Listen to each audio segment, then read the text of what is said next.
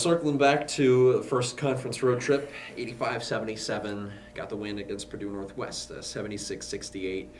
Parkside kind of sealed it late there in Kenosha. So now that you've had some time to kind of process the weekend, what are your thoughts just kind of overall? I know kind of a stark contrast between Thursday and Saturday. Yeah, kind of sad, kind of angry. Yeah. Um, Thought we let a really good opportunity slip away, and it's frustrating.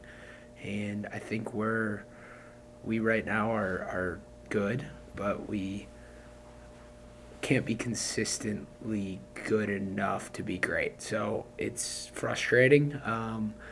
It seems like we think we're going to win every game. If we don't play great, we then think we'll just go on a run and magically win. And up to this point, we've had some luck doing that, and we kind of did it against Parkside, built a lead, and then you have a couple things go wrong, and you lose. And I'm hoping it's a good lesson for us. I thought, we controlled the game in most of the second half, got a couple decent leads built up, and then just didn't finish. And yeah, not fun.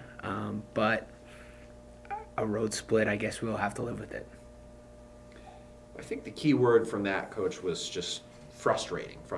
That's something that you were expressing a lot of when we were making the trip back from Kenosha on Saturday. So how do you kind of address those sources of frustrations with the guys and kind of channel this into, like you said, what you hope is a good learning experience for a mostly young team?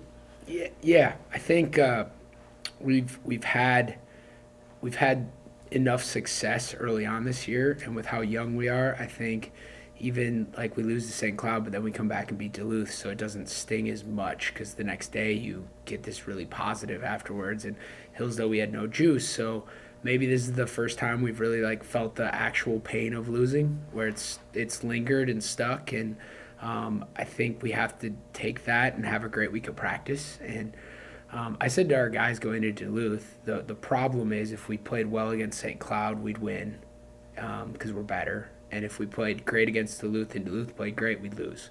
And we played great, Duluth played average, we won.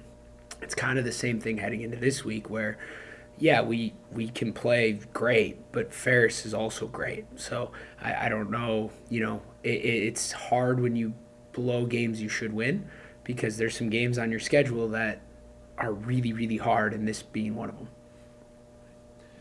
Well, one thing that definitely didn't help the Cats in either game, didn't cost them on Thursday, but it did certainly in some ways on Saturday, was Max Bjorklund fouled out of both games with a couple of minutes left in a handful. So how does not having him available impact the decisions you have to make, both for the guys who are on the floor and for you from a coaching perspective? How does not having your best guy coming down to the ends of these close games really make a difference? Yeah, I think one of the odd things about it is I think the hardest part is just that now you have a different lineup out there than you're usually gonna. We have the same lineup we finished every game with, and so not having Max as your best player on the floor is certainly harmful in very obvious ways. But I think maybe the bigger actual challenge with it is we have a 5-man group that really knows how to play well together.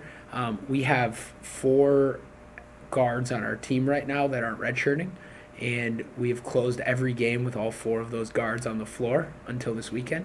And so when Max is out, we don't even have another guard to put in there, a true guard, to replicate that 4-guard lineup that's been our best lineup. So it kind of stings twice. One is not having your best player on the floor, and the second one is not having kind of a lineup that has been our strength. So our biggest advantage down the stretch of games has been probably Max Weisbrod at the 4. It makes him unguardable for most 4s because he's a point guard that can do it defensively.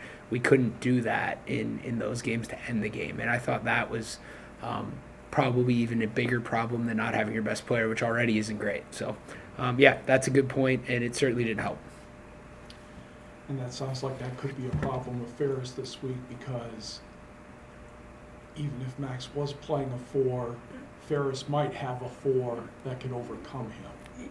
Yeah, I think, Ferris is obviously very talented, and they have the most depth in the league, and pretty much every sport at the D2 level. They have more guys, more good players than everybody.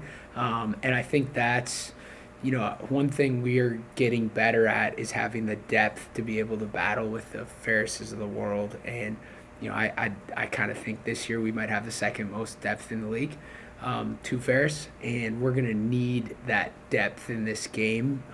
It's not going to be about just 5 guys, because with how they play, they're going to play 11, 12 guys. They're going to keep the tempo fast. In a way, we kind of like that. It's fun. It's more fun to play that way. But with that, we're going to need everybody to step up and everybody to be ready. And in some ways, some of the success we've had against them, I think, comes from that, where I think our guys almost get excited to play them because, if you play well, it's going to be 90-90. It's not going to be a slow, grinded out game. And I think some of our guys at least usually play better in that setting. So I think that's one of the reasons we've had some success against them, but it still is challenging.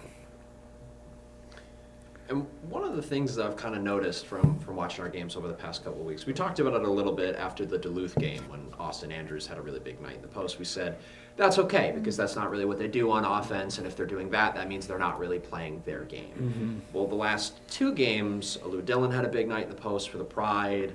Colin O'Rourke got some nice buckets in the post for Parkside. So does that at all give you any pause or worry about maybe things on the defensive end of the floor where it seems like night in, night out, opposing big guys are just kind of having their way with the smaller guards on the floor? Yeah. I mean, of course, it's something we are concerned about and worry about.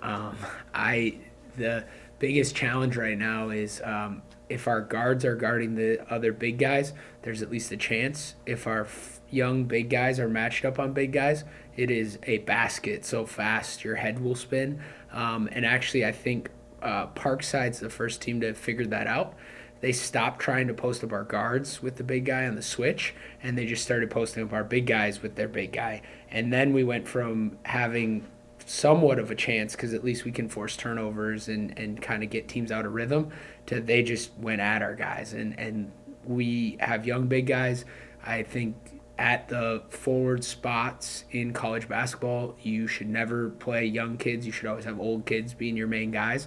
And right now we have 3 freshmen that are playing a lot of minutes at the big guy spot. And I knew that was going to be one of our biggest problems. Then Sam Schultz got hurt. Diego's been available on and off again at times this year. So we have been so young at that spot. And it's frustrating. Those guys are getting better, which is good, and they're getting to play a lot more than they probably should be playing because of the injuries. And so you got to try to wrap your head around it and say, well, maybe this is a big positive for the second semester, because these freshmen are getting experience that we necessarily didn't want them to have, but they're getting it. So does that make us, when we get back fully healthy, full go, better? I tend to think it will, but it doesn't make it any more fun in the moment.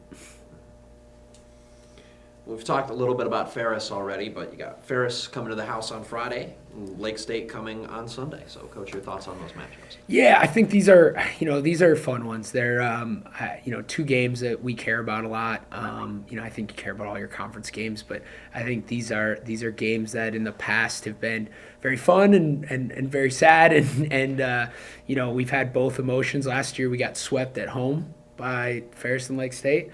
And that was, at the start of the year, put us at 0-4. And then we went on the road and swept both of them to end the year when we were in the midst of the 9-game win streak. So I think we have a healthy respect for both of them. We know we can lose to them at home because we just did. But we also know, if we play really well, we have a chance. We were picked second. Ferris was picked first. Lake State was picked third. Obviously, some teams like Parkside are having great starts to the year. I don't know if those are necessarily how I would put the league right now, but going into the year, it's the first and third team playing against the second best team. Those are the fun ones that, you want to play in and you want to coach in. And, I think a great opportunity for us at home. We've been playing a lot better at home lately, and, great opportunity to try to protect our home floor. Because I think if we can do that, which we haven't done in the past well enough, we'll be in a great spot to finish, top 2 or 3, maybe even first in the league, we've been good enough on the road in the past, and the key is we have to protect that home floor and make sure we're winning games there.